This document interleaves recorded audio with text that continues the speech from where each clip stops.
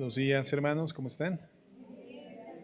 Gracias a Dios, un gusto verles en esta mañana de domingo. Qué bueno que hemos sido puntuales en la cita para estar ante nuestro Señor de forma congregacional. Y antes de iniciar la enseñanza, quisiera preguntar si hay alguna persona que esté enferma en esta mañana, que se sienta mal, tenga algún tipo de molestia, dolor o padecimiento. Gracias a Dios. Si es el caso, voy a pedir por favor que se pongan de pie ahí en sus lugares. Las personas que tienen alguna molestia, algún dolor o algún diagnóstico de enfermedad. Bien, voy a pedir mira, gracias a Dios, a pedir a mis hermanas servidoras, todas, por favor, las que estén disponibles.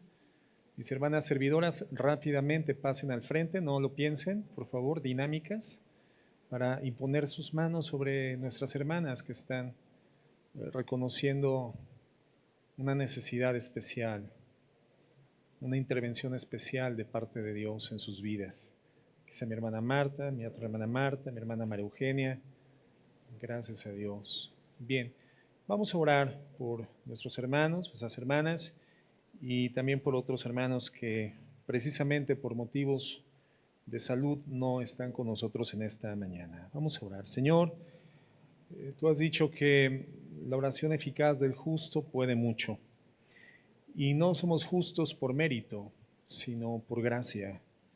Hemos sido receptores, bendito Dios, de una justicia que operaba en nuestra contra, pero hoy obra a nuestro favor por causa de la redención. Queremos pedirte, mi Dios, con humildad de corazón y arrepintiéndonos del pecado que aún continuamos cometiendo y que conocemos. Queremos pedirte perdón y solicitar, Señor, de la fuerza de tu poder y de tu Espíritu Santo para vivir en integridad y agradarte. Te pido, mi Cristo, que extiendas sanidad al cuerpo de cada una de mis hermanas que están de pie, hermanos, y que están adoleciendo de su salud, que están experimentando dolor, molestia o una enfermedad que tal vez ha avanzado de manera silenciosa, pero que ha generado estragos. Quiero particularmente, mi Señor, orar por quienes están de pie en esta mañana, cada uno de ellos, por mi hermana Margarita, que ha recibido ese diagnóstico de cáncer avanzado, pero que sabemos que no tiene para ti una limitante en la manifestación de tu poder. Te quiero pedir por mi hermano Daniel Arriaga, que se encuentra afectado de su salud, de sus vías respiratorias, por mi hermana Claudia Torres, que ha pasado una temporada difícil en su estado de salud, pero ha progresado, Señor, y te lo agradecemos. Por mi hermana Laura Chávez, Señor, que también se encuentra afectada en una de sus extremidades. Por mi hermano Juan, que ha tenido varias caídas y se ha lastimado su cuerpo. Te pido que des fortaleza a sus extremidades y que le des igualmente vida a su cuerpo. Por mi hermana Marisela, Señor, que ha transcurrido a lo largo de un buen tiempo por una situación delicada de salud, pero que en tu gracia ha sido sostenida. Te pedimos sanidad para ella. Te pedimos igualmente, Señor Dios, por mi hermana Laura Barca, que esa recuperación de esa operación sea plena. Señor, que no haya un indicio distinguible, sino que haya una manifestación plena de tu intervención divina. Oramos por mi hermano José Arriaga. Señor, te pedimos por una plena manifestación de salud en su cuerpo físico. Oramos, Señor, por mi hermana María Eugenia, que tú también extiendas gracia y salud a su cuerpo. Por cada uno de mis hermanos, Señor, en enfermedad, no son pocos. Hay una grande necesidad, Señor Dios, de tu gracia, de tu amor y de tu poder, y en esa oportunidad oramos porque esta gracia se manifiesta en forma de bienestar físico. Para la gloria de tu nombre, Señor, en Cristo Jesús. Amén y amén. Bien, podemos tomar asiento, hermanos, hermanas. Bueno, nada más ratificar un par de anuncios que ya daba nuestra hermana Claudia. El próximo miércoles, hermanos, se suspende nuestro servicio, dado que tendrán esta celebración patronal aquí justamente un costado y amablemente pues nos han anticipado nos ha notificado y bueno, no habría forma de poder efectuar nuestro servicio porque nada menos aquí enfrente se coloca una banda, un grupo de música y pues evidentemente sería inaudible lo que hiciéramos aquí. Entonces solo por esta semana se suspende nuestro servicio de miércoles por esa causa de fuerza mayor. No tendría sentido que estuviéramos aquí reunidos si no tenemos la posibilidad de comunicarnos, ¿verdad? Entonces, solo por eso. Veo muchas caras tristes, pero bueno, las caras tristes entonces vénganse los miércoles porque la asistencia de los miércoles es demasiado exigua. Entonces, a ti que te está doliendo no congregar, que no se va a aperturar la iglesia este miércoles, bueno, ya vente el siguiente, porque además el miércoles de la siguiente semana, miércoles 11 de octubre, damos inicio a nuestro taller de evangelismo personal que hemos venido anunciando con anticipación y que, como hemos comentado, también será ministrado, será impartido solo de manera presencial. No va a ser transmitido. Entonces, esa información va a ser dada de manera directa a la congregación local con el propósito de que pongamos en operación lo que Dios nos enseñe a lo largo de este importante taller. Bueno, y comentarles también, la otra, ¿cuál era la otra? La visita del pastor Antonio Lázaro, la visita del pastor que será ya en breve, en este mes de octubre, del 20 al 22. Hermanos, es una grande oportunidad. Sabemos que cuando Dios hace este tipo de convocaciones santas, viene una persona de fuera a ministrarnos la palabra, un hombre de Dios, una persona de reconocida autoridad en la palabra, es porque sin duda Dios continuará hablándonos, reforzando alguna enseñanza, aperturando una nueva directriz y nosotros tenemos que ser sensibles a la voz de Dios. Esperamos la concurrencia plena de la congregación e igualmente que extiendas tus respectivas invitaciones a las personas por las que estás orando, por su conversión. Ahora, si no estás orando por la conversión de nadie, es una buena oportunidad, ¿verdad? Para que también extiendas esta invitación, ¿correcto? Bueno, muy bien. Pues vamos a continuar en esta mañana de domingo con nuestra serie sobre las bienaventuranzas, pero estaremos finalizando esta serie justamente el día de hoy. Justamente el día de hoy. Entonces, vamos a ir por favor al Evangelio de Mateo, capítulo 5. Mateo, capítulo 5.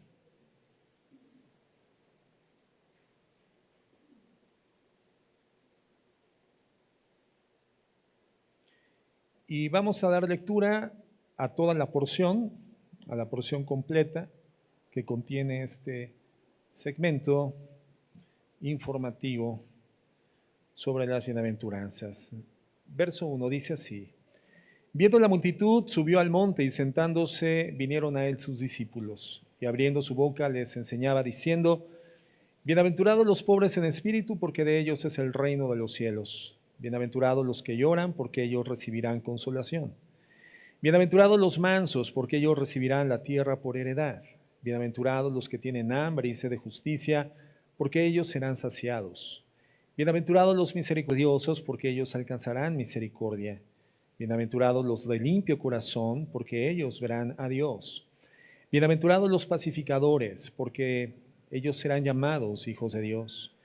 Bienaventurados los que padecen persecución por causa de la justicia, porque de ellos es el reino de los cielos. Bienaventurados sois cuando por mi causa os vituperen y os persigan, y digan toda clase de mal contra vosotros, mintiendo. Señor, gracias por darnos la oportunidad de darle cobertura a este segmento de la Escritura, en el que nos presentas una descripción muy detallada sobre el estilo de vida que espiritualmente somos llamados a desarrollar en esta tierra, dando un testimonio vivencial, visible, del estilo de vida del reino de los cielos manifiesto en el corazón de tus hijos. Padre, que esa enseñanza se encuentre presente cada día de nuestra vida, en nuestro corazón, y que sea una norma, una guía, una caña de medir que nos permita conducirnos en la dirección correcta siempre, sabiendo que un día estaremos en la bienaventuranza extraordinaria, indescriptible de tu presencia bendita.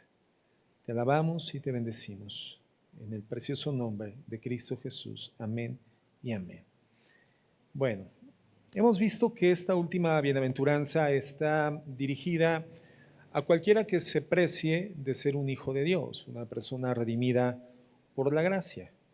Vamos a ser confrontados, me estoy refiriendo a la última bienaventuranza que define que lo seremos cuando padezcamos persecución por causa de la justicia. Seremos confrontados, vamos a ser maldecidos, vamos a ser vituperados, vamos a ser perseguidos, vamos a ser maltratados, vilipendiados, segregados, vamos a ser sujetos de segregación por causa de nuestra fe en Jesucristo. Si los cristianos somos personas con virtudes eternas, porque sí lo somos, ¿cierto o no? Somos personas que hoy amamos la justicia, aborrecemos el pecado, amamos la piedad, la manifestamos, vemos oportunidades de gracia para poder extender misericordia, acciones piadosas, buscamos la forma en la que de una manera clara y distinguible el mundo pueda percibir la diferencia que existe entre ellos y nosotros, pero no para exaltarnos petulantemente, sino para mostrarles la directriz que ellos tienen que seguir para poder trascender a la condición redimida en la que nosotros nos encontramos. Y todo esto, hermano, es una somera, pronta descripción de las virtudes eternas que en la mayoría de nosotros, hermanos, ya son visibles. El punto es, o la pregunta es, ¿por qué si nuestras virtudes eternas cada vez son más visibles por cuanto han sido inseminadas por la voluntad de Dios? ¿Por qué vamos a ser sujetos de este maltrato del mundo? ¿Por qué vamos a ser sujetos de este vilipendio, de esta segregación, de este vituperio del mundo? ¿Por qué? Bueno, la respuesta se encuentra en el versículo 11 y dice Jesús, por mi causa, por causa de mi nombre, por causa de nuestro Señor Jesucristo. Y recordemos que hay dos cosas que el mundo aborrece, que el mundo no quiere, la justicia y a Jesucristo. Y confrontamos a un mundo pecaminoso que ama más las tinieblas que la luz.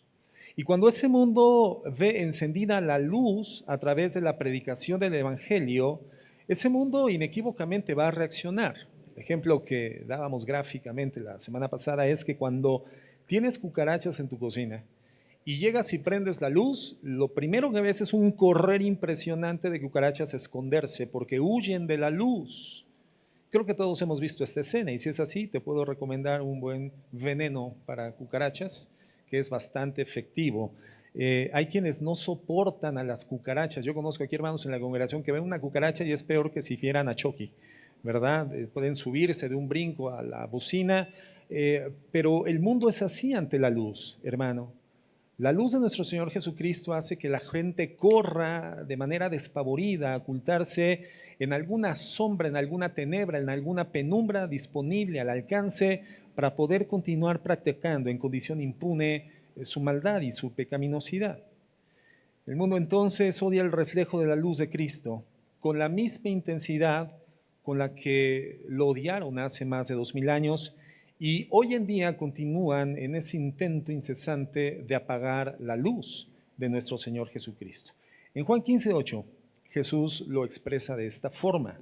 Dice así, si el mundo os aborrece, sabed que a mí me ha aborrecido antes que a vosotros. Si fuerais del mundo, el mundo amaría lo suyo, pero porque no sois del mundo antes, yo os elegí del mundo, por eso el mundo os aborrece. ¿Por qué nos odia el mundo, hermano? Por causa de Jesucristo. De la misma forma en la que lo hicieron contra Jesús, lo harán contra todo aquello que refleje la luz de Jesucristo, la santidad de Cristo, la justicia de Cristo, el amor de Cristo, la piedad, la misericordia. Cualquier cosa que sea un reflejo directo de esa luz refulgente que disipa las tinieblas, la luz de Jesús, va a ser odiado y perseguido por nuestro sistema del mundo.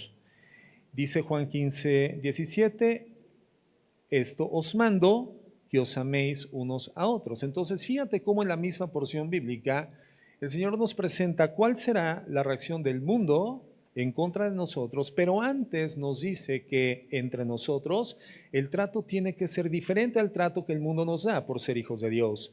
El trato entre nosotros tiene que ser un trato de amor, que nos amemos unos a otros, es el mandamiento del Señor. Pero esto sucede únicamente entre hermanos en la fe, ¿no? Entonces, cuando nosotros vemos que una persona de la congregación, un hermano en gracia, comienza a destacarse por su crecimiento espiritual, vemos el crecimiento en la calidad de vida de su vínculo familiar, de su matrimonio, su relación con los hijos, la vida testimonial, eso es algo que a nosotros nos va a gratificar, porque siendo miembros del mismo cuerpo, ¿cómo no nos gratificaremos en algo que bendice a uno de los miembros sabiendo que esto aporta, incorpora bendición al cuerpo en general, el cuerpo de Cristo? Pero ¿qué es lo que sucede en el mundo cuando comienzas a destacar en tu trabajo, comienzas a ser visto por tu cumplimiento, por tu rendimiento, por tu honestidad, comienzas en alguna forma a recibir ciertos reconocimientos por tu buen desempeño? El mundo no se alegra por esto, el mundo comienza a odiarte. Esto sucede en el mundo. Entre los hijos de Dios no. Entre los hijos de Dios el signo distintivo es el amor. Y el amor celebra el crecimiento del miembro, del cuerpo. El amor celebra el progreso, el amor celebra el crecimiento espiritual, ¿verdad? Entonces, si entre nosotros hay alguien que ante la bendición de Dios a favor de un miembro o familia de la congregación, en vez de gozo, experimenta molestia, odio, repulsión, envidia, entonces puede ser que no estemos tratando con un miembro del cuerpo, sino con un añadido, una especie de tumor maligno que necesitaría ser cortado del cuerpo porque termina dañándolo, ¿verdad? El signo distintivo entre nosotros, hermanos, es el amor. Sucede entre los hijos de Dios, en el mundo no. El mundo a nosotros nos aborrece. ¿Por qué? Porque no somos del mundo, dice Jesús. Si fuéramos del mundo, si continuáramos deseando las mismas cosas que el mundo desea y practicando lo mismo, buscando lo mismo, hermano, entonces el mundo amaría lo suyo. Nosotros seríamos amados del mundo porque les continuaríamos perteneciendo. Pero hoy deseamos y buscamos valores totalmente diferentes.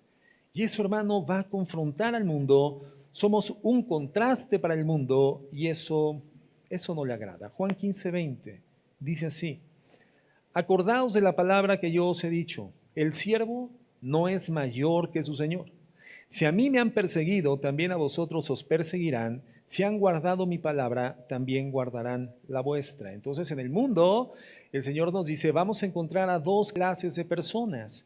Aquellas que ante el reflejo de mi luz a través de sus vidas van a escapar buscando algo de oscuridad para continuar en la impunidad de sus acciones malignas, pecaminosas y maléficas, pero habrá otro segmento y grupo de personas que ante el reflejo de mi luz caminarán hacia la luz. Los primeros los van a aborrecer tanto como me han aborrecido a mí, y los segundos me escucharán, los escucharán como ustedes me escucharon a mí. Y por eso, hermano, y por ese grupo de personas, tenemos que continuar nosotros siendo en esta tierra un reflejo de la luz del mundo, a pesar de que el mundo caído nos persiga, nos vitupere y nos aborrezca. En Juan 15:21 dice el Señor, siguiente verso: mas todo esto os harán por causa de mi nombre, porque no conocen al que me ha enviado. ¿Cuál es el origen de esto, hermano? La ignorancia que el mundo tiene de quién es Dios. El resultado en la vida de una persona se da en proporción directa del conocimiento que tenga de Dios o la ausencia de este conocimiento, o la percepción filosófica de quién es Dios. La forma en la cual se conceptualice o se ignore quién es Dios en el corazón de una persona va a definir de manera proporcionalmente directa quién es y su estilo de vida en esta tierra. Porque un hijo de Dios vive siendo temeroso de ese Dios porque hoy le conoce. Hoy conocemos su carácter, hoy sabemos quién es Él, nos ha sido revelado en la Escritura por el Espíritu Santo y sabemos que es un Dios de gracia, un Dios de amor, pero también es un Dios de perfecta justicia. Es un Dios al cual le debemos un amor reverente y por lo tanto nuestra vida hoy es proporcionalmente directa al conocimiento escritural que el Espíritu Santo nos ha dado de Dios. Una persona que no conoce a Dios, una persona que ignora la existencia de Dios, vivirá como si Dios no existiera. Los ateos, hermanos, no creen en Dios, no porque hayan llegado a esta conclusión a través de investigaciones científicas o progresos filosóficos. Ellos deciden no creer en Dios porque no les conviene la existencia de Dios y por lo tanto viven como si Dios no existiera. La vida del ser humano es el resultado directo del concepto o la ignorancia de quién es Dios en su corazón. Y en el caso de los cristianos es el resultado del conocimiento escritural revelado por el Espíritu Santo de quién es Dios. En Juan 15:22 continúa diciendo: si yo no hubiera venido, no les hubiera hablado, no tendrían pecado, pero ahora no tienen excusa por su pecado. El que me aborrece a mí, también a mi Padre aborrece. Si yo no hubiese hecho entre ellos obras que ninguno otro ha hecho, no tendrían pecado, pero ahora han visto y han aborrecido a mí y a mi Padre, pero esto es para que se cumpla la palabra que está escrita en su ley: sin causa me aborrecieron. Uno podría hacer un estudio sociológico, un estudio histórico del desarrollo de la vida de nuestro Señor Jesucristo a través de las fuentes bíblicas y las fuentes extrabíblicas, y no vamos a encontrar una causa argumentativa, distinguible, justificable del odio, hermano, del judaísmo anacrónico de la época del Señor Jesucristo que le llevó a ser muerto a través de juicios injustos, religiosos y civiles en la cruz del Calvario. ¿Por qué odiaron a Cristo? La respuesta está aquí: porque no han conocido a Dios. ¿Por qué nos van a odiar a nosotros, hermanos? Por la misma causa. El problema fue que la luz de Jesús pues terminó disipando la oscuridad que necesitaban para continuar viviendo en pecado. Si Jesús no hubiese venido, ellos hubieran continuado maquinando una vida pecaminosa maquillada por su religiosidad. Hubieran continuado apaciguando su conciencia con una vida legalista. Y eso es algo que debemos de cuidar, hermano, que de ninguna manera nos suceda a nosotros. Vivir maquillados con un estilo de vida aparente, externo, estético, visible ante los demás, apreciable ante los demás, un cristianismo deseable por su apariencia, pero inexistente en esencia en nuestra vida interior. Porque entonces estaremos en la misma condición. En cualquier momento se nos prende la luz del Evangelio y comienza a quedar al descubierto la podedumbre, la sequedad de huesos que existe al interior de nuestras vidas. No somos llamados, hermanos, a maquillar estéticamente un estilo de vida con apariencia cristiana. No somos llamados a reflejar un estilo de vida apreciable para la gente de manera meramente estética. Somos llamados a la experiencia de vida como hijos de Dios. Y eso solamente es el resultado de vivir en una bienaventuranza por causa de la redención, por causa de la salvación, por causa de haber sido expuestos de manera recta al mensaje del Evangelio y haber entendido por iluminación del Espíritu Santo nuestra urgente necesidad de ser perdonados. Entonces, si nuestras vidas no han experimentado la transformación por el Evangelio, tendremos que conformarnos únicamente con la imagen estética, con aparentar un cristianismo que resulte deseable a la gente, pero inexistente en el interior. Lo que Cristo hace, hermano, es quitar la ceguera de esta gente religiosa y les dice: véanse realmente quiénes son ustedes y en qué grave problema se encuentran. Pero ellos lo odiaron, hermanos, porque amaban más el pecado que la luz. Entonces, la palabra de Dios se confirma con ellos, pero puede también confirmarse en nuestra vida, cuando dice que engañoso es el corazón y perverso más que todas las cosas. Esa gente a la cual Cristo en forma original dirige el mensaje estaba autoengañada por su propio corazón. O sea, el engaño no era algo meramente externo, no era algo que ellos hubiesen estratégicamente maquinado en su mente religiosa con el propósito de aparentar algo que ellos sabían que no eran, sino que ellos estaban convencidos de un alto nivel de espiritualidad a través de este autoengaño en su corazón sobre la existencia de algo que no era real, sino meramente ornamental, meramente estético. El Señor Jesucristo lo describe en Mateo 23 de una forma alarmante. Se refiere a ellos como hipócritas, como víboras, serpientes, sepulcros blanqueados. les define como huesos secos al interior de un sepulcro. Es decir, lo que el Señor define es sobre de ellos un juicio severo, fuerte, un exhorto, una denuncia por causa de esta ausencia de vida espiritual. Un maquillaje meramente externo, engañados por su propio corazón. Estaban literalmente ante la luz de Jesucristo y prefirieron continuar autopercibiéndose como espirituales y buenos, sin serlo. Y esto es algo de lo que nosotros tenemos que ser sensibles y estar distantes siempre, lo más posible de incidir, caer, tropezar o permanecer en una condición así. El Señor, hermanos, enciende la luz de la verdad. Y si en algún momento, en alguna área de tu vida, en alguna forma de decisión, en algún aspecto íntimo de tu vida, tú tienes que buscar la oscuridad para continuar practicando aquello que no puede ser visto a la luz, pero desarrollas una vida habitualmente cristiana, entonces estás siendo engañado por tu propio corazón. Te autopercibes como bueno, pero el diagnóstico de Dios dice que eso es maldad. Eso es hipocresía. Sin causa, hermanos, me aborrecieron, dice el Señor.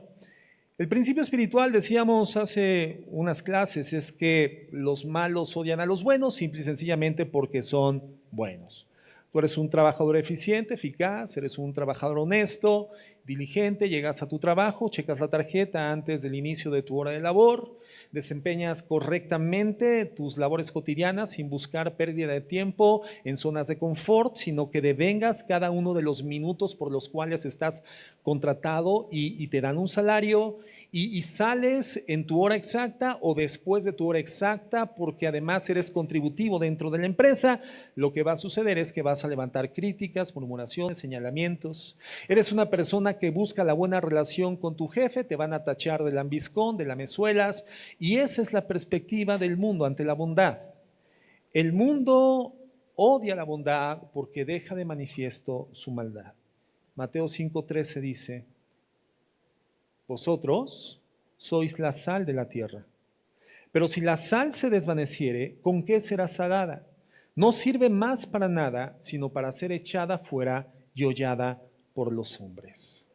¿Alguna ocasión, hermano, a manera de antiséptico, te has colocado sal en una herida? ¿Sí? ¿Has intentado sanar con sal una herida? Bueno, es una buena estrategia para cuando no tienes otro tipo de antiséptico, tal vez más evolucionado tecnológicamente, como un buen jabón, por ejemplo, ¿no? Un buen desinfectante. Pero tienes sal a la mano. Yo te quiero decir que la eficacia de la sal como antiséptico es extraordinaria. Sin embargo, la sensación que produce a la piel abierta la sal es extraordinariamente dolorosa. No solamente arde como el alcohol o el mertiolate, sino que además genera una profunda sensación de ardor quemante, porque eso es lo que hace la sal. La sal quema, la sal cauteriza, y en ese proceso cauterizador lo que hace es purificar. La sal purifica a través de su efecto quemante. De hecho, tú puedes cocer la carne que vas a comer si te excedes en la sal. Tú puedes cocer con sal y puedes preservar con sal la durabilidad correcta de la carne o de un alimento, del pescado. La sal preserva, la sal cauteriza, la sal purifica, la sal sana, pero duele, pero duele. Alguna ocasión, hermano, haciendo alguna actividad física que demanda esfuerzo excesivo y que produce tu sudor, ¿te ha caído sudor, una gota de sudor en el ojo? ¿Sí? A mí me acaba de suceder el martes pasado que estuvimos en Apatzingán, hermano, en el proceso de mudanza del local de la congregación. Calor de 40 grados centígrados, hermanos, en una bodega similar a la nuestra, ¿verdad? Pero sin ventilación, sin aire acondicionado, llevando, limpiando, cargando, trayendo, etcétera. Llegó un momento, hermano, donde estábamos completamente empapados en sudor. El problema es cuando comenzó a caerme sudor en los ojos y yo estaba hablando en ese momento con unos hermanos y yo creo que el hermano pensó que le estaba haciendo ojitos. No, yo estaba cerrando los ojos de manera continua porque el ardor llegó a ser muy doloroso, muy insoportable. El poder de la sal es purificador, pero siempre va a doler. Y esto es lo que pasa cuando se es justo en una sociedad corrupta, hermano. Le duele a la sociedad, le duele a la cultura. Y la cultura y la sociedad tienen una inclinación escapista a todo aquello que demande esfuerzo o produzca dolor. Por lo tanto, hermano, la acción consecuente de una sociedad que se duele ante la sal y la luz que reflejamos de nuestro Señor Jesucristo será evadirlo o intentar apagar esa luz. Ahora, ¿qué es lo que tenemos que hacer nosotros ante esto? ¿Evadirlo? ¿Evitarlo? ¿Callarnos para no ser perseguidos? ¿Camuflajearnos, mimetizarnos con el mundo para no ser identificados? ¿O escaparnos multitudinariamente a la punta de un cerro para no mezclarnos con el mundo pecador? Es decir, ser camaleones o avestruces. ¿Qué tenemos que hacer? Ninguna de estas dos cosas, hermanos. Juan 15:26 dice así: pero cuando venga el Consolador, a quien yo os enviaré del Padre, el Espíritu de verdad, el cual procede del Padre, Él dará testimonio acerca de mí. Y vosotros daréis testimonio también, porque habéis estado conmigo desde el principio. ¿Cuál es nuestra labor, hermanos? ¿Qué dice la palabra? Nuestra tarea es dar testimonio, no huir, no evadir, no evitar, sino hablar y vivir el Evangelio de la gracia. Salir y ser testigos, dar testimonio de la verdad con nuestra vida y, de ser necesario, hermano, con la pérdida de la vida, con nuestra muerte. La venida de Cristo, hermano, trajo salvación, pero también la manifestación del odio del mundo, porque el mundo ama el pecado. Tenemos que salir y confrontar al mundo. ¿Y qué va a suceder? Juan 16, verso 1. Dice Jesús, nuestro Señor: estas cosas os he hablado para que no tengáis tropiezo. Os expulsarán de las sinagogas. Pues gracias a Dios que no somos judíos, hermano, y no hay sinagoga de la cual nos expulsen, pero evidentemente aquí el Señor está hablando en términos contextuales históricos, pero esto tiene una reverberancia, esto de alguna forma es un tipo que tiene su antitipo, su cumplimiento en nuestra dispensación de gracia, ya plenamente manifiesta en cualquier escenario social en el cual nosotros nos desenvolvamos. Dice el Señor: los van a expulsar de las sinagogas. Y aún viene la hora cuando cualquiera que os mate, pensará que rinde servicio a Dios. Y harán esto porque no conocen al Padre ni a mí. Entonces, ¿qué podemos esperar? Si no conocen a Dios y no conocen a Cristo, y si no conocen a Cristo, no conocen la justicia, y si no conocen la justicia, evidentemente ante su presencia no la aceptan, la rechazan, terminan amando su pecado, no toleran la confrontación hacia su pecado y entonces van a intentar acabar, aniquilar, apagar todo aquello que se los muestre, todo aquello que se los evidencie. Digamos que tenemos una especie de luz tan penetrante como los rayos X que presentan una fiel condición del estado interno del cuerpo, los huesos, la osamenta.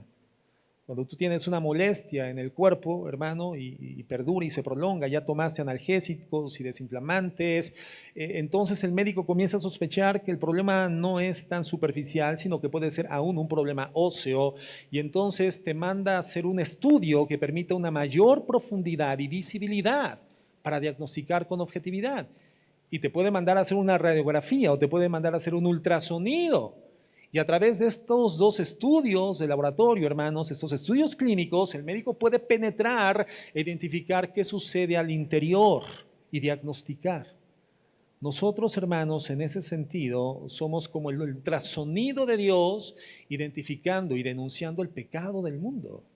Somos la radiografía de Dios, identificando dónde está el quebranto, la ruptura, el defecto, la malformación, dónde está algo funcionando atípicamente, dónde algo disfunciona. Pero no solamente para denunciarlo a través de su iluminación, sino para guiar al enfermo, guiar al quebrantado, guiar al lesionado a un proceso efectivo de sanidad total de su condición interna.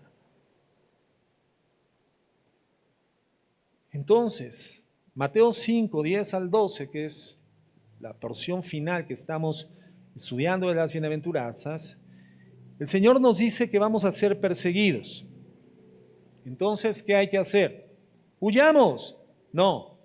Jesús dice, quédense ahí. ¿Por qué? Verso 13, porque ustedes son la sal de la tierra. Ustedes son la luz del mundo. Y una ciudad asentada sobre un monte no se puede esconder. Ni se enciende una luz y se pone debajo de un almud, sino sobre el candelero y alumbra a todos los que están en casa. Así, de esta forma, alumbre vuestra luz delante de los hombres, para que vean vuestras buenas obras y glorifiquen a vuestro Padre que está en los cielos. Entonces, hermanos, aun cuando hay un precio que vamos a tener que pagar, hay una tarea que debemos realizar. Y no podemos renunciar a ella si somos hijos de Dios. ¿Y dónde comienza esta tarea de ser luz y de ser sal? ¿Dónde comienza esta tarea de ser como una ciudad asentada en un monte que no puede ser escondida? ¿Dónde inicia la labor de encender la luz y no ponerla debajo de la cubeta, debajo del almud, debajo de la almohada, debajo de la mesa? ¿Dónde comienza la tarea, hermanos? De manifestar a través de nuestras buenas obras procedentes de la transformación del corazón, producto de la redención en Cristo Jesús, a fin de que sea visto quién es el Señor en su carácter y santidad. ¿Dónde tenemos que manifestar esas buenas obras de luz? ¿Dónde, hermano? ¿Dónde comienza? Comienza con tu esposo, con tu esposa. Comienza con tus papás, con tus hijos. A ver, ¿cuántos matrimonios hay en esta mañana? ¿Pueden levantar su mano? Ahora, déjenla levantar. Ahora, matrimonios, hay unos hombres que están casados, pero la esposa no lo sabe. A ver, esposos y esposas levanten sus manos, ¿ok? Ahora, déjenla arriba solamente los que no son paganos, filisteos, incircuncisos, hijos de Moloc. O sea, los que son paganos, no cristianos, bajen su mano. Y déjenla levantada solo los cristianos. Ok, bien. Estamos todos, gracias a Dios. Bueno, no las bajen. Entonces, hermano, tú que tienes tu mano levantada, voltea a ver a tu esposa y dile, mi amor, voy a hacer luz para tu vida.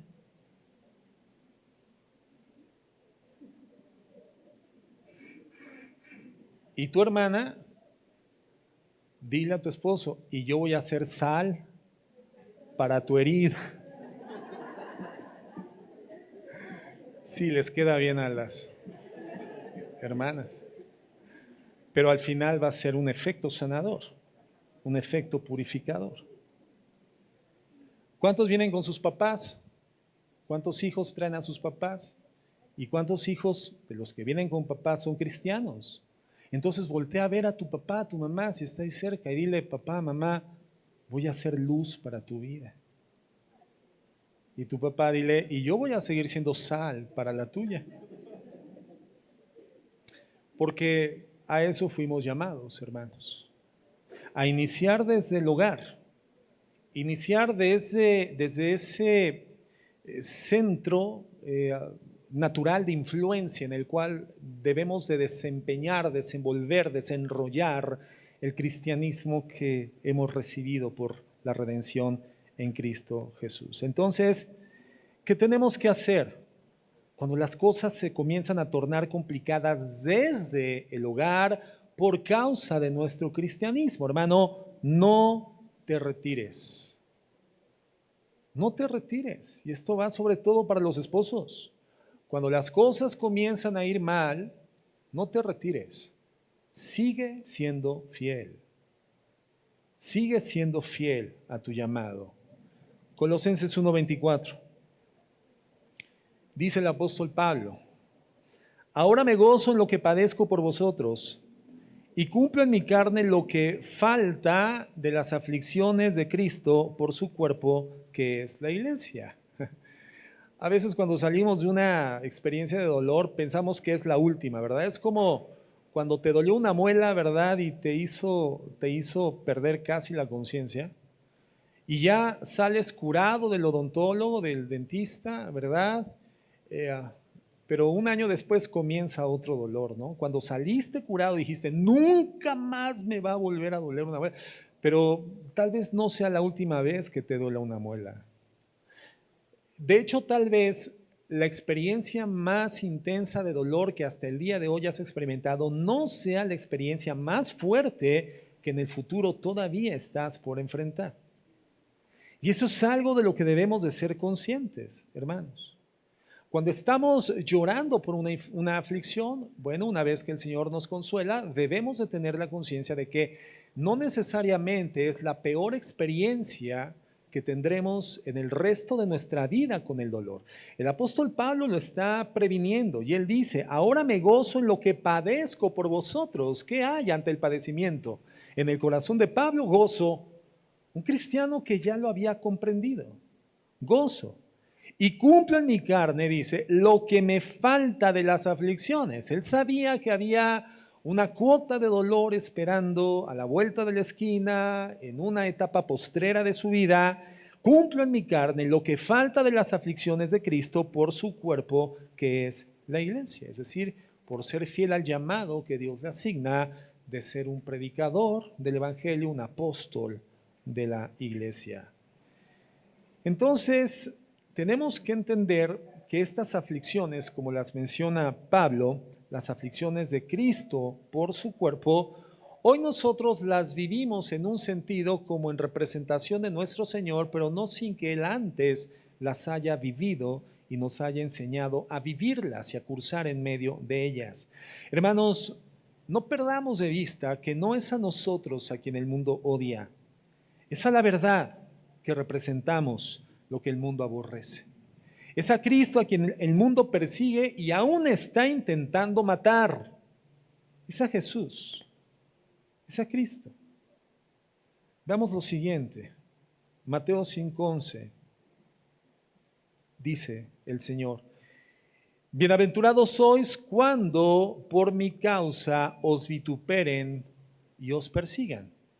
La palabra que llama la atención ahorita en el análisis es la palabra cuando. ¿Qué significa, hermano, este término dentro de la expresión? Bueno, involucra que no va a ser todo el tiempo, no va a ser de una forma incesante, sino solamente cuando. Y esto es de agradecerse, evidentemente, al Señor. Tendremos, por supuesto, en nuestro caminar en la fe, tiempos de gozo, hermanos, tiempos de remanso, de regocijo, tiempos de alegría y de mucha alegría, pero cuando venga el vituperio y la persecución por causa de Cristo, entonces esta bienaventuranza debe de estar disponible para nosotros. Y ahí está el consuelo ante el curso temporal del sufrimiento en nuestra vida. Si hoy hay una temporalidad de remanso, de gozo, de alegría plena en lo físico, anímico, mental, en lo relacional, en lo económico, Señor, gloria a tu santo nombre, pero yo sé que aún faltan aflicciones por causa de su nombre, por causa de Cristo.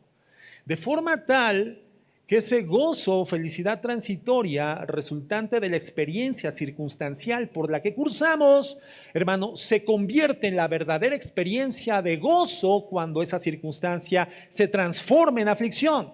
Porque es en esa circunstancia de aflicción transformada, proveniente de una fase transitoria de gozo, no real, no profundo, no espiritual, cuando entonces podemos comenzar a experimentar el gozo verdadero.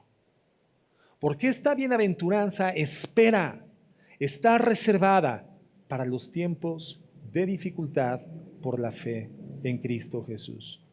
Qué bueno por los tiempos de alegría, gracias a Dios por los remansos, gracias a Dios por los tiempos de equilibrio familiar, de equilibrio económico, pero vendrán tiempos inevitables de aflicción donde tendremos el acceso directo a la verdadera bienaventuranza. No la que mengua cuando la circunstancia cambia, sino la que permanece en eternidad y es más visible cuando la aflicción aparece. Bienaventurados cuando por mi causa os persigan y los vituperen, diciendo toda clase de mal contra ustedes, mintiendo. Dios, hermano, siempre va a ser el sufrimiento tolerable. Cuando suceda. Cuando suceda. ¿Qué significa esto? Que no lo vamos a buscar. No lo vamos a buscar. Es decir, no tenemos complejo de mártir. No estamos buscando la oportunidad de sufrir por Cristo, pero cuando esto suceda, tampoco le vamos a dar la espalda. Esa es la vida de un cristiano. El cristiano no es un balandrón que sale al mundo a retar a Satanás, ¿verdad? No es un balandrón que sale al mundo a retarlo. El cristiano espiritual, inteligente, no es aquel que se va a meter a un concierto de música pagana, a una discoteca de homosexuales, a predicar el evangelio. Eso no tiene nada de inteligente, no tiene eficacia, tampoco tiene el respaldo del Espíritu Santo, hermano. ¿Cuál será la respuesta del mundo? Naturalmente un desprecio, un odio, pero a ver, esa persona no está siendo perseguida por el mundo por causa de su testimonio. Esa persona se metió, esa persona voluntariamente se involucró, esa persona fue a buscar el vituperio y no es lo que la Biblia nos está diciendo, sino que cuando por la habitualidad, la cotidianeidad de nuestra vida espiritual, de nuestra vida moral, nuestra vida de piedad, nuestra vida de gracia, nuestra vida de misericordia, el mundo se ofenda, el mundo se exalte, el mundo se contraríe, tenemos que saber que el mundo nos va a aborrecer.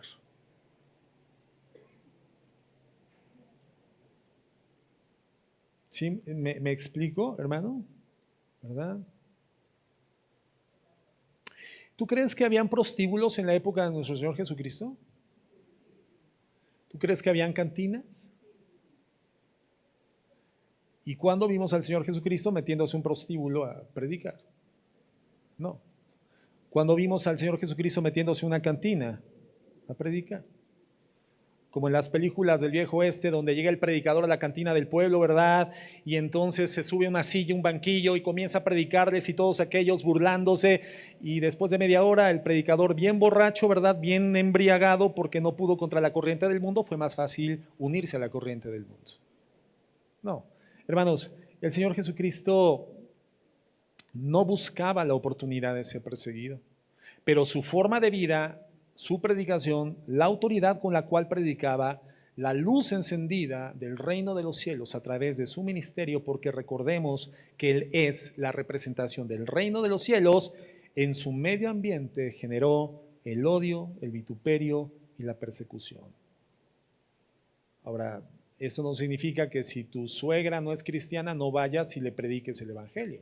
Claro que tienes que ir a predicar el evangelio, pero no en una cantina. A su casa. Si tus familiares no son cristianos, por supuesto, ve a predicarle el evangelio a tus familiares, pero hermano, no en una fiesta pagana familiar. Eso carece de inteligencia. Sé estratégico, sé inteligente, busca la oportunidad, propicia el escenario, ora por ellos, da testimonio de tu vida, que es el primer reflejo de la luz, tu vida antes que las palabras, y entonces cuando vengan las palabras, ya habrá un avance, un progreso, una avanzada, y predique el evangelio. Entonces, cuando estamos en medio de la persecución, hermanos, no hacemos concesiones de nuestras convicciones, ¿verdad? Y después de la persecución viene algo extraordinario, que es una promesa de parte de Dios, versículo 10, Mateo 5:10. Dice, bienaventurados los que padecen persecución por causa de la justicia. ¿Por qué, hermanos? Porque de ellos es el reino de los cielos. Entonces, ¿qué vemos aquí? Que cuando perdamos en este mundo temporal, lo vamos a ganar en el reino eterno de Dios, de forma infinita. Es decir, es mucho mayor la ganancia que la pérdida. Bienaventurados los que padecen persecución por causa de la justicia. Aquí hay una pérdida de equilibrio, de estabilidad, una pérdida de habitación tranquila, una pérdida de buenas relaciones, pero por causa de predicar la justicia del reino de Dios. Hay una pérdida, pero hay una ganancia que supera la pérdida, que es el reino de los cielos. Hermanos, financieramente cuando alguien pierde algo por ganar más, ¿cómo se le llama? En el mundo de las finanzas, cuando tú pierdes algo por ganar más, se le llama inversión. Es una inversión. Tú tienes que perder una cuantía económica con el propósito de generar una más grande. Eso es una inversión. Una inversión es diferente a un gasto o una pérdida en sí. Un gasto es algo que tú tienes que efectuar, tienes que ejercer, pero no necesariamente va a retribuirte una ganancia por haberlo hecho, ¿no? Es como, por ejemplo, cuando tú pagas, no sé, la letra de tu casa, ¿no? O la renta mensual. Bueno, eso es un gasto, es una merma, pero bueno, tienes la necesidad de hacerlo, tienes una ganancia en beneficios, pero económicamente ya es una merma. Económicamente no tienes una retribución, es un gasto. Pero cuando tú estás perdiendo financieramente una proporción económica para generar una mayor, a eso se le llama inversión. Imagínate que tú llegas al banco, ¿verdad? Mañana lunes por la mañana, contento con tus ahorros, rompiste el cochinito, ¿verdad? Y dices, ahora sí voy a meter al banco porque dicen que es lo mejor que hay que hacer con el dinero, meterlo al banco. Y entonces inviertes o metes tu dinero a una cuenta en donde al paso del tiempo tú metiste 1,000 pesos, pero sucede que decreció. Y te dicen, bueno, sí lo puedes retirar, pero nada más le quedaron 900. ¿Cómo se le llama a eso financieramente? Pérdida, pérdida. Pero ¿qué sucede si al paso del tiempo tú metiste 1,000 pesos y cuando regresas te dicen, ya tienen 1,200? ¿Cómo se le llama eso? Se le llama ganancia, se le llama inversión. Cuando tú pierdes algo por ganar más. En este caso, hermanos, las ganancias por invertir en esta tierra una vida de fidelidad a Dios, a pesar del sufrimiento, nos promete una gloriosa ganancia espiritual y eterna. Romanos 8:18. Dice el apóstol Pablo que entendía muy bien las finanzas celestiales, las finanzas espirituales. Dice, pues tengo por cierto que las aflicciones del tiempo presente, ahí está la pérdida, las aflicciones del tiempo presente no son comparables con la gloria venidera que nosotros ha de manifestarse. Ahí está la ganancia. Esa es la perspectiva de vida de un hijo de Dios.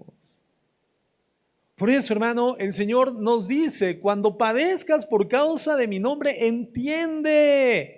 No hay pérdidas, no hay desperdicio, no hay inflación que te consuma, que te coma o que te drene la economía espiritual. Cuando tú pierdas por causa de mi nombre, realmente estás capitalizando espiritualmente, estás visualizando, perspectivando, estás planificando una grande ganancia. Por eso eres bienaventurado. Por eso la experiencia del dolor, del sufrimiento, de la aflicción no debe de drenar tu alma. Tu alma tiene que estar fundamentada no en lo que físicamente, temporalmente, transitoriamente parece ser una pérdida, sino en la perspectiva eterna y gloriosa de lo eterno, tu ganancia.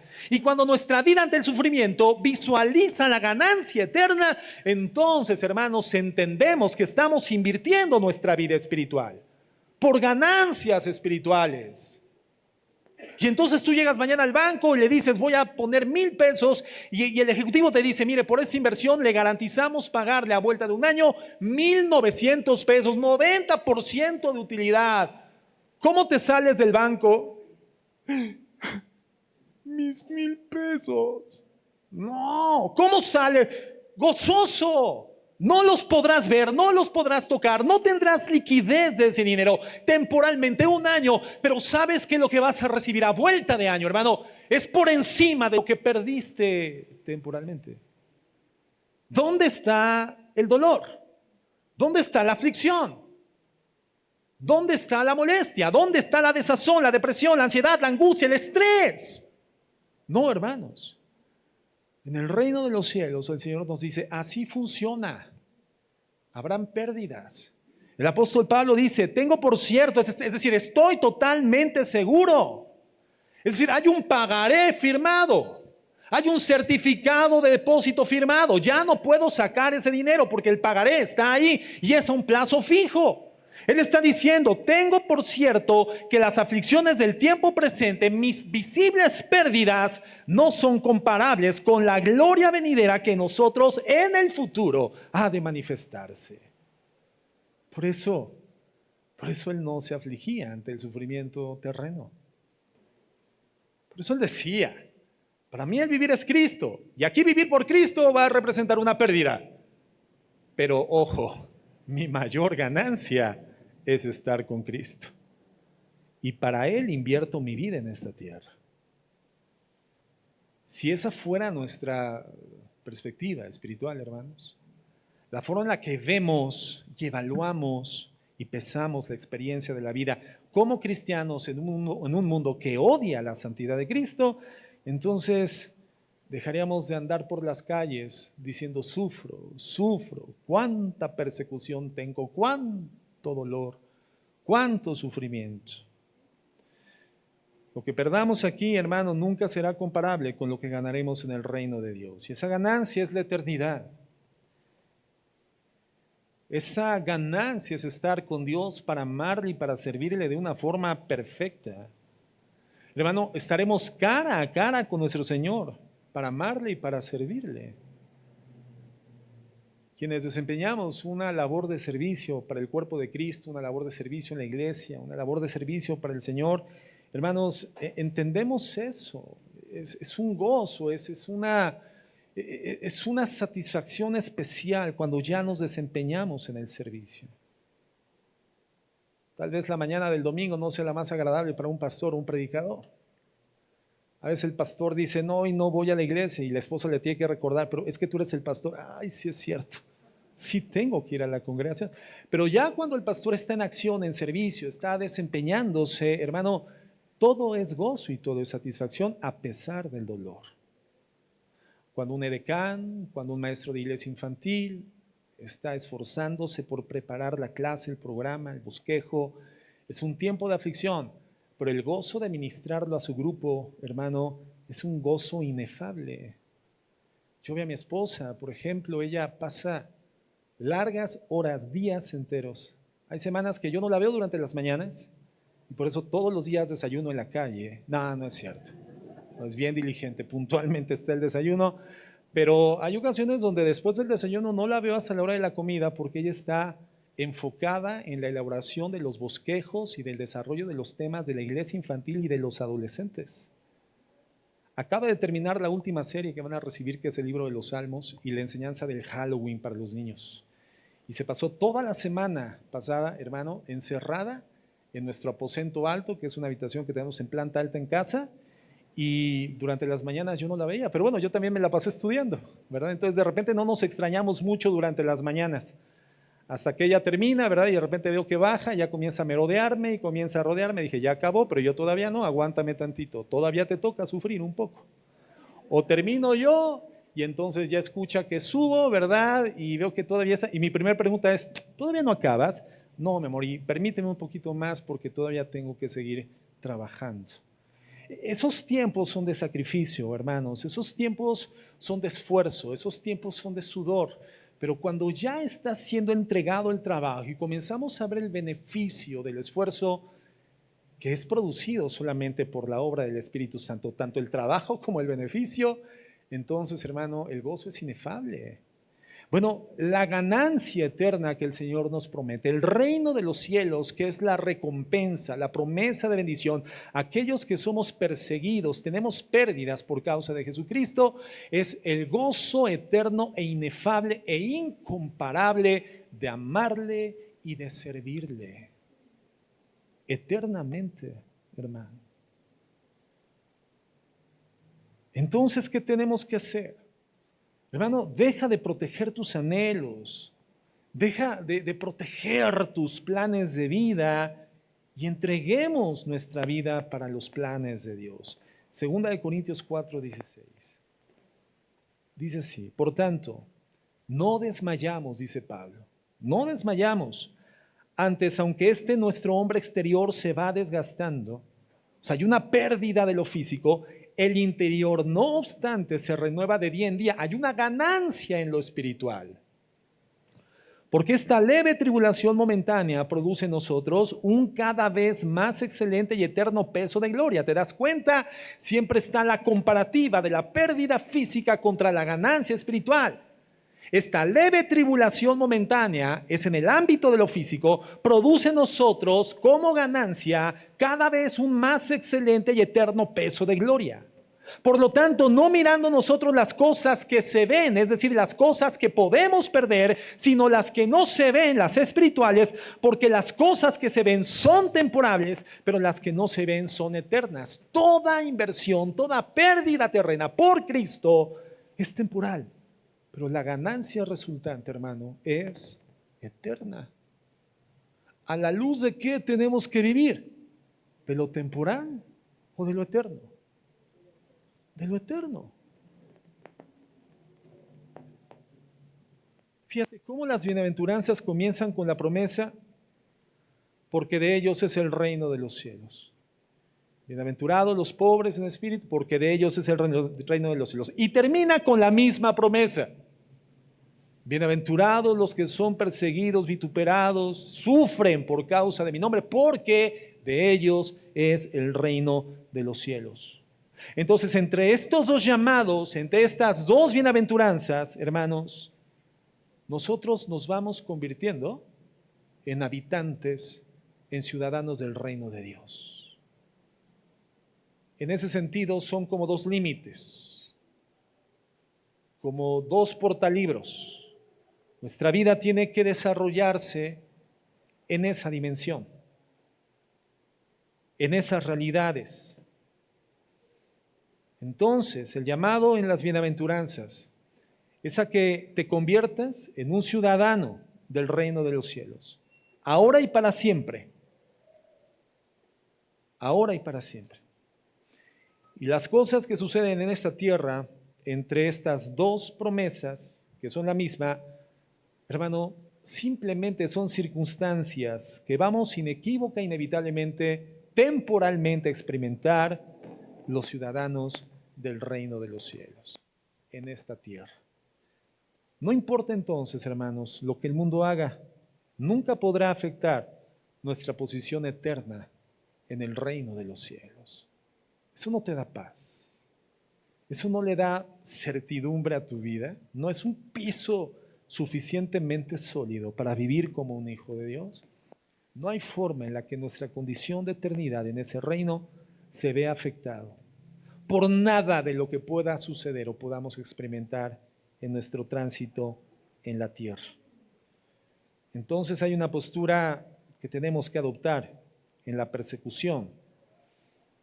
¿Cuál tiene que ser nuestra actitud en el vituperio, el desprecio, la persecución, la confrontación? Hermanos, lo dice el verso 12 de Mateo 5. Gozaos y alegraos. Gozaos y alegraos. Vinculante totalmente con el mensaje del apóstol Santiago, ¿no? Gócense en suma manera cuando se encuentren diversas pruebas, sabiendo que la prueba de vuestra fe produce paciencia. Gozaos y alegraos, dice el Señor. ¿Pero por qué, Señor? Porque vuestro galardón es grande en los cielos. Hermano, ¿dónde es grande tu galardón? A ver, ¿dónde prefieres que sea grande tu galardón? ¿En la tierra tu cuenta bancaria o en el cielo tu galardón? Entonces tenemos que vivir para ello, no para hacer más grande la cuenta bancaria. ¿Y para qué vivimos? ¿Para el reino de los cielos o para hacer grande la cuenta bancaria? No importa cuán grande sea tu cuenta bancaria, hermano, esa cuenta bancaria tiene fecha de caducidad. Cuando te mueras, no podrás llevártela. Te pueden enterrar con tu tarjeta de débito y la de crédito, hermano, pero no le podrás dar utilidad. Desnudos salimos del vientre de nuestra madre y desnudos retornaremos. No hay forma de cobrar un beneficio con perdurabilidad en aquel día de lo que podamos materialmente obtener aquí. Entonces, ¿dónde es preferible que la cuenta sea grande? Que el galardón sea grande. Hermanos, allá en el reino de los cielos. Entonces, ¿a la luz de qué debemos de vivir? ¿A la luz de lo temporal o a la luz de lo eterno? A la luz de lo eterno. Hermano, aquí las cosas se acaban. Por muy durables que sean, las cosas se acaban. La ropa de buena marca a veces es tan durable que pasa por 2 o 3 generaciones. Era la camisa del abuelito, pero salió tan buena que ya la usó el hijo y ahora el nieto la trae. Y como las modas son cíclicas y ya estamos en la onda retro, pues le quedó perfecto al nieto o a la nieta. Pero algún día, aun cuando esa camisa pueda durar 2 generaciones más, quien la viste no. Un día dejará de portarla. Entonces, lo terreno, por muy durable que sea, la riqueza, por muy grande que sea, tan grande que no te la vas a acabar tú ni 2 ni 3 generaciones, como cuentas bancarias hay en esta tierra, nombres de familias y empresarios cuyos recursos no se los van a poder agotar en su vida, sino que garantizan cierta perdurabilidad para las generaciones venideras, hermano. Basta que te apellides de tal forma para que tengas un beneficio de aquello que tu bisabuelo generó en esta tierra, pero al final serán caducas, y si ellas no caducan, tú sí caducas, y no podrás llevártelas del otro lado de la eternidad. Entonces la cuenta eterna, a la luz de la cual tenemos que vivir y tomar decisiones, es aquella donde está depositado un galardón. Que en la medida en la cual nuestra vida sea fiel a Cristo en medio de la persecución, cuando ésta venga, dice que cobra dimensión. Es grande, cada vez más grande, porque vuestro galardón es grande en el reino de los cielos. El cielo es eterno. Hermano, aquí es temporal. ¿En qué estamos invirtiendo? La Biblia dice, entre otras cosas, que vamos a recibir coronas. Y la pregunta es, ¿qué son esas coronas? Bueno, la Biblia no lo describe, pero sin duda, si en esta tierra glorificamos a Dios, Dios nos va a dar una mayor capacidad para hacerlo en forma eterna. Y con esto, una mayor satisfacción. Entonces, si aún estamos en la tierra en forma temporal, tenemos que hacer todo lo que sea necesario aquí para que lo que vivamos para siempre, hermanos, lo disfrutemos eternamente. No hay tiempo que perder. No hay tiempo que perder. Es como los de mi generación, ¿verdad? Yo nací, bueno, no te voy a decir en qué año nací, pero nací en el 73, pero justamente en mi año de nacimiento cobró vigencia la ley del Seguro Social, la anterior ley del Seguro Social, la ley del 73. Y los que comenzamos a cotizar en el Seguro Social antes de entre 1973 y 1997, para el Seguro Social somos ley del 73. Y nos podemos pensionar entre los 55 o de los 55 hacia adelante con una pensión que puede ser muy buena. Porque la pensión de una persona que cotiza al Seguro Social bajo la ley del 73, o sea, gente de mi generación, chavorruco, hermano, gente de mi generación que tiene cotizando en el Seguro Social en esa ley, se dio de alta antes de 1997, puede cotizar su propia pensión. Porque la pensión se calcula con los últimos 5 años de salarios base de cotización y con la sumatoria de todas las semanas trabajadas ante el Seguro Social. Entonces, hay trabajadores que toman la estrategia, los últimos 5 años se dan de baja con su patrón y ellos comienzan a cotizar un nivel más alto, es decir, comienzan a pagar por su propia pensión los últimos 5 años, como si hubieran ganado más dinero, ellos pueden elegir el nivel de cotización y entonces con la suma de sus semanas cotizadas pueden tener pensiones buenas, muy buenas. Hay pensionados bajo la ley del 73 que están recibiendo 60,000 pesos mensuales. Digo, nada despreciables, ¿verdad? Pero ¿qué es lo que tiene que hacer una persona que está en la ley del 73? Ahorita tiene que evitar perder tiempo, perder semanas. Si tú eres un trabajador de esa ley, hermano, y ahorita no estás contratado por una empresa, no estás registrado ante el Seguro Social, regístrate ante el Seguro Social, ves saliendo del servicio y te formas con tu sleeping bag afuera de las oficinas del Seguro Social para que mañana a primera hora seas el primero y solicites que te den de alta en la modalidad 10. Ya te estoy dando todo el asesoramiento, ¿te das cuenta? Y date de alta porque cada semana que no cotizas la estás perdiendo. Y el problema va a ser que cuando a tus 55 o 60 años quieras pensionarte, si no tienes la cantidad de semanas suficientes, o no te podrás pensionar o tu pensión va a ser muy baja. No pierdas tiempo. Métete al Seguro Social en una modalidad donde solamente estés pagando tu incorporación. La modalidad 10 es una buena opción, la modalidad 33 es otra buena opción. Y ya a los 55 años, hermano, te metes a la modalidad 40 y ahí sí métele todo lo que hayas podido ahorrar, porque tu cotización para pensión va a ser de los últimos 5 años. Ahorita lo que te importa es no perder tiempo, para que con tus últimos 5 años de promedio cotizado de salario tengas la mejor pensión económica posible. No pierdas tiempo.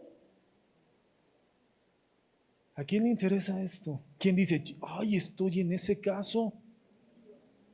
No pierdas tiempo. Se te está yendo una buena pensión. Pero al final, hermano, aunque te den una buena pensión, un día, si tu esposa sobrevive, ella la seguirá disfrutando y tú ya no. Al menos no se volverá a casar por necesidad.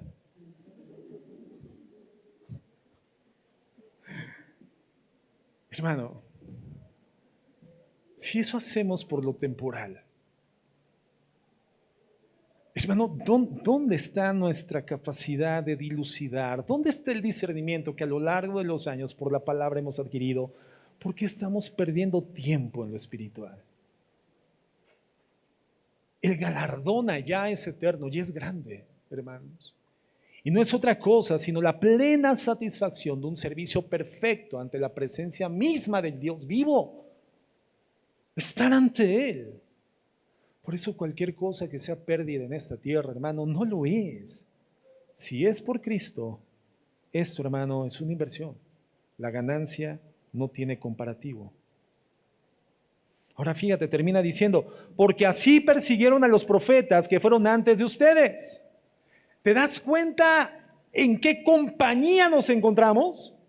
O sea, ¿te das cuenta con qué personajes estamos interactuando? Hoy nosotros en lo terreno, ellos ya en lo espiritual, pero ¿con quiénes somos contabilizados por nuestro Dios? Con los profetas. Hermano, ¿cómo verías si se pudiera personificar el profeta Elías, Eliseo, Juan el Bautista, hermano, Isaías, Amós? Hermano, ¿cuál sería tu experiencia? ¡Wow! Mira, ahí está el profeta de Dios. Ahí está el profeta Elías. ¡Wow! A ver si me echa el manto a mí. A ver si le gano a Eliseo. Hermano, somos contados entre esos que en el libro de los Hebreos se encuentran en esa especie de galería de los héroes de la fe. Ellos fueron héroes de la fe en su temporalidad histórica por su fidelidad a Cristo en medio del sufrimiento. ¿Cómo murieron los profetas? Todos, a excepción de Elías, que fue arrebatado vivo a la presencia de Dios. Pero ¿cómo murieron los demás? En aflicción, por fidelidad al mensaje. Entonces mira, si tú llegas a ser un héroe o no de la fe, hermano, no depende de la buena o mala suerte con la cual hayas nacido, o el apellido que pese sobre tu nombre, o el abolengo que traigas a cuestas. No, nosotros hoy edificamos la heroicidad con la cual en el futuro seamos recordados.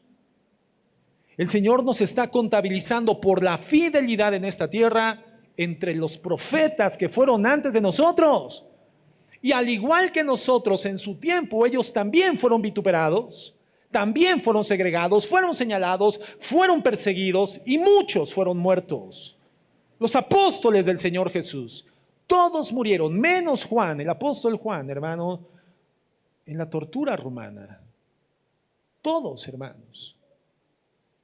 Hoy nos toca a nosotros vivir por Cristo, padecer por Cristo, no huir, no escapar, seguir siendo fieles, sabiendo que hoy nos gozamos en la aflicción porque sabemos que representa la inversión de la gloriosa ganancia en lo eterno que es el reino del Señor. Si tú tienes duda de tu salvación, pero de repente te ves en una escena de sufrimiento por causa de Cristo, deja de tener dudas. Tú eres un hijo de Dios. Porque el mundo no persigue lo que ama.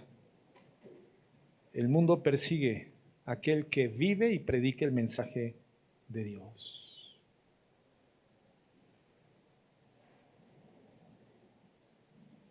Lucas 21:2, estoy terminando. Pero antes de todas esas cosas, dice Jesús, les van a echar mano y los van a perseguir y los van a entregar a las sinagogas y a las cárceles y seréis llevados ante reyes y ante gobernadores por causa de mi nombre y esto será ocasión para dar testimonio. ¿Te das cuenta? No hay forma en la que en la Biblia encontremos la anuencia, una puerta de salida para huir, no. No somos llamados a evadir el sufrimiento por causa de Cristo. No somos llamados a camuflajearnos. Somos llamados a dar testimonio. El mundo no va a exaltar ninguno de nuestros valores. Porque ¿cuáles son nuestros valores, hermanos? Recuerda, pobreza en espíritu, llanto, mansedumbre, hambre y sed de justicia, misericordia, santidad, paz, capacidad para hacer la paz y ser perseguidos por causa de la justicia, por causa de Cristo. Bienaventurados de Dios en un mundo caído, pero donde vivimos y representamos su reino. ¿Cuáles son tus prioridades, hermano? ¿Cuáles son tus valores? ¿Cómo evalúas la vida? ¿En dónde depositas el valor de tu vida? ¿Perteneces ya al reino de los cielos? ¿Amas ya a Dios? ¿Representas a Dios?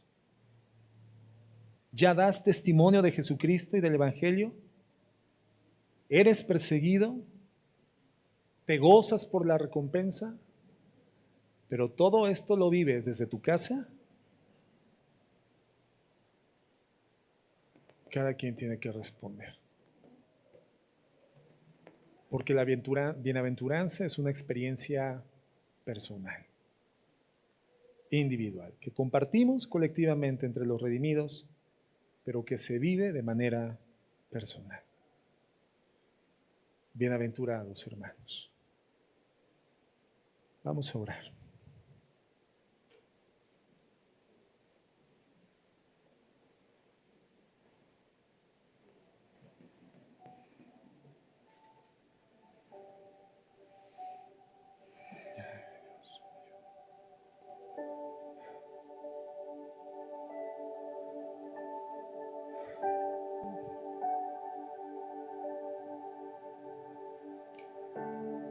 Señor, aquí estamos. Este pequeño grupo de personas que nos llamamos tus discípulos. Tú te has sentado entre nosotros y has abierto tu corazón. Has hablado tus palabras por tu Espíritu Santo. Y aquí estamos los que te seguimos. Los que subimos tras de ti en la montaña, sabidos de que algo tan grande saldría de tu corazón para nuestras vidas.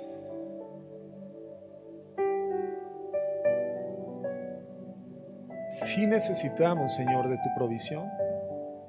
Sí necesitamos del poder que tú das para ser sanados. Sí necesitamos, Señor, del sustento diario, del dinero para la subsistencia, de la casa para vivir, de la ropa para vestir. Sí te reconocemos como nuestra fuente de provisión, pero Señor, eso no nos hace bienaventurados.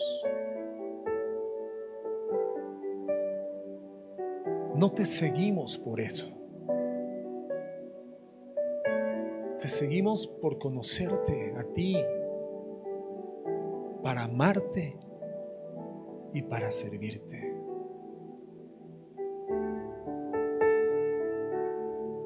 Sabemos que en el mundo vamos a llorar y que muchas veces antes que el sufrimiento, la causa y fuente de llanto será nuestro propio pecado.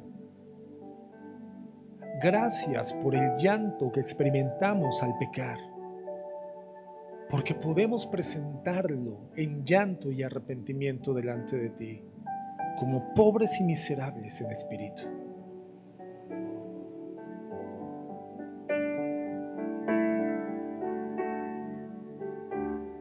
Hoy entendemos que es imposible vivir y llegar a algún punto distinguible fuera, emancipados de tu gobierno eterno, y por eso con mansedumbre, Señor, te decimos: hágase tu voluntad. Hemos sido saciados de esa hambre y sed de justicia, una justicia que nos atemorizaba porque operaba en nuestra contra, pero después de tu cruz, esa justicia hoy opera a nuestro favor. Hemos sido saciados de esa justicia, justificados por tu gracia.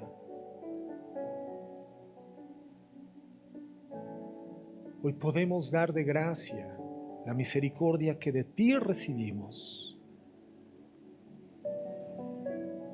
Hoy tenemos el efecto de tu sangre que purifica el corazón cuando pecamos, para poder verte cada día de nuestra vida. Hoy podemos ser llamados tus hijos porque nos das el poder de establecer paz en medio de la guerra.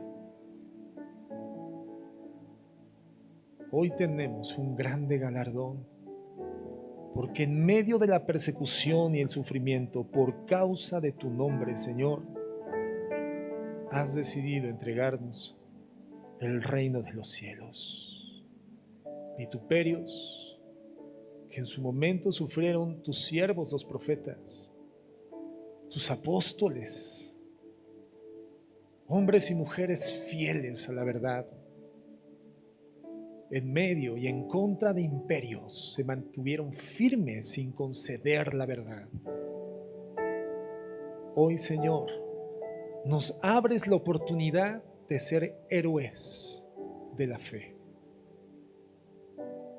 solo siendo fieles a pesar del sufrimiento,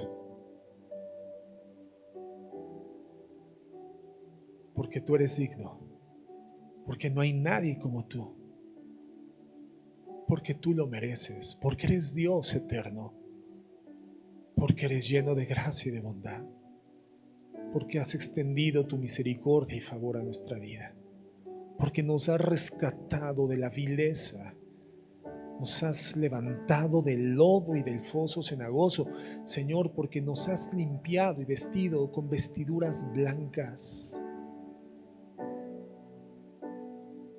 porque has cambiado nuestro destino. Hoy somos tus bienaventurados.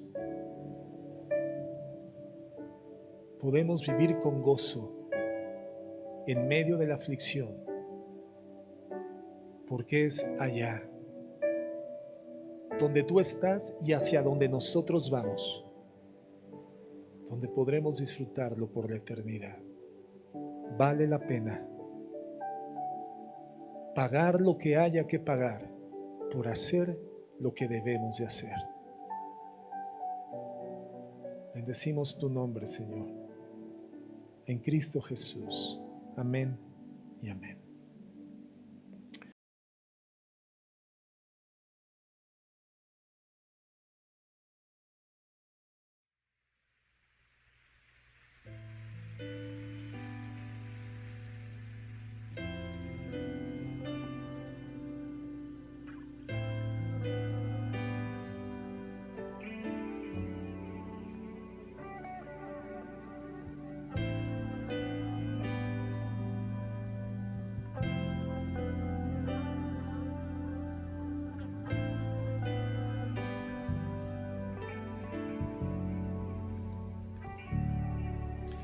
Jesús es el Señor, soy su siervo por amor.